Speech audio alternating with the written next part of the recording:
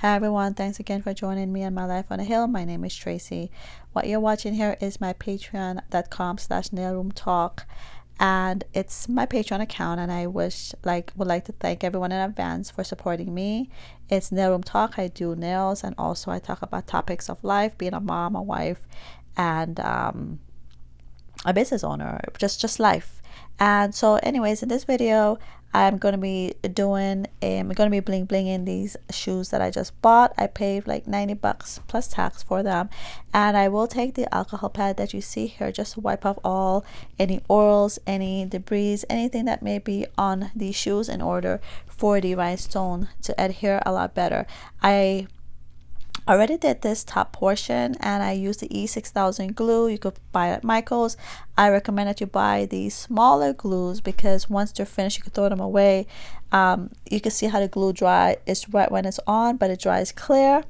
And so like I was saying about the glue, it's best you buy smaller portions because for me, I don't use it all the time, and if the glue go back in my drawer, it stays there and somehow it gets dried out, or the lid is you can't open the lid. So but it's I prefer to get the smaller ones. You can see that in my previous video where I did my phone case.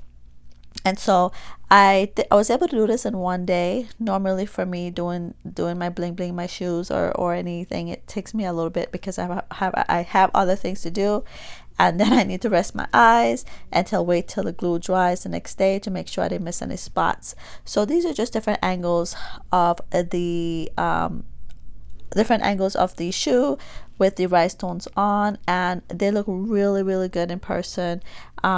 You really don't see the effect like this, but I have not worn them yet. I cannot wait, and I love that I'm able to do this because if you order something like this at Etsy, you probably be paying at least over $300. I got the rhinestone. They're not Swarovskis, but I get them from a person that I swear you put them together, you cannot tell the difference. I hope you like it. Please don't forget to subscribe on my YouTube channel, and I would love your support on my Patreon account, which is patreon.com/nailroomtalk.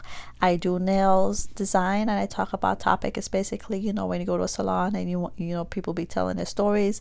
I kind of use the same situation to do my nail room talk. So thanks in advance if you support me, and I hope to see your subscription on my YouTube channel here. And if you have any questions, please don't hesitate to leave it in the comment below, and be nice, be kind.